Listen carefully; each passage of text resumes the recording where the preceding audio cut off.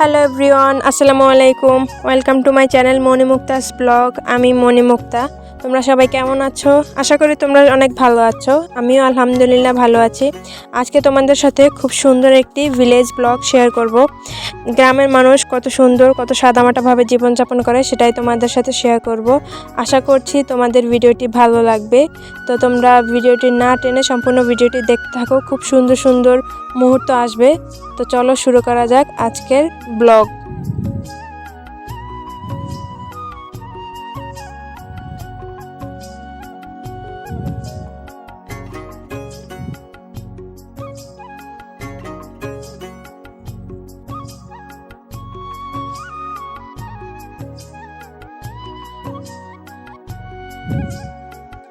দেখো, এগুলো হচ্ছে লাকড়ি।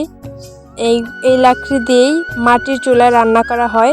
তোমাদেরকে দেখাবো আমি মাটির চুলায় তারা কিভাবে রান্না করে।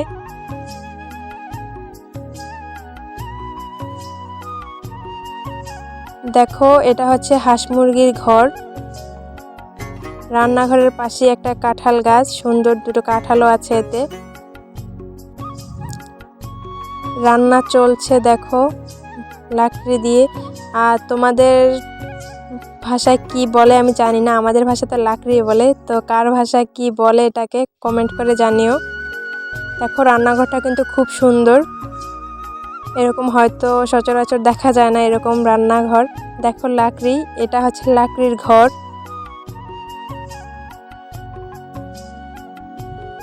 বাড়ির উঠোনে দেখো বাচ্চারা খেলছে।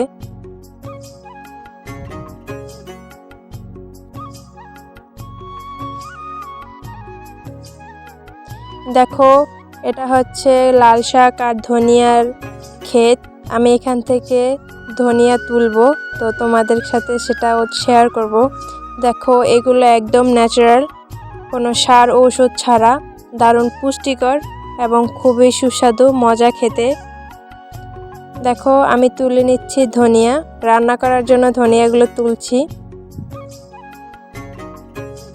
এখানে আরও রয়েছে রসুনের চারা, মরিচের চারা, ধনিয়া আর লাল শাকের সাথে। তার পাশে আরও আছে টমেটোর চারাও।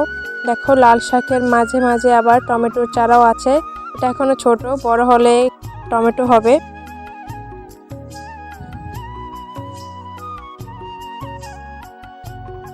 তো এই ছিল আজকে আমার গ্রামীণ পরিবেশের সুন্দর একটি ব্লগ। জানি না তোমাদের কাছে কেমন লাগছে। আমার কাছে পরিবেশটা খুব সুন্দর লাগছিল, সেজন্য তোমাদের সাথে শেয়ার করছি। যদি ভিডিওটি ভালো লাগে কমেন্ট করে জানিও। ভিডিওটিতে লাইক করো, বন্ধুদের সাথেও শেয়ার করো যেন তারাও দেখতে পারে সুন্দর এই দৃশ্যগুলো। তো তোমরা প্লিজ আমাকে সাপোর্ট করো। আমি তোমাদের মাঝে নতুন এসেছি, তোমাদের সাপোর্ট ছাড়া আমি সামনে এগিয়ে যেতে পারবো না। প্লিজ প্লিজ প্লিজ আমাকে সাবস্ক্রাইব করো। তো আজকে এই পর্যন্তই, দেখা হবে পরবর্তী কোনো ব্লগে। সে পর্যন্ত সাথেই থাকো।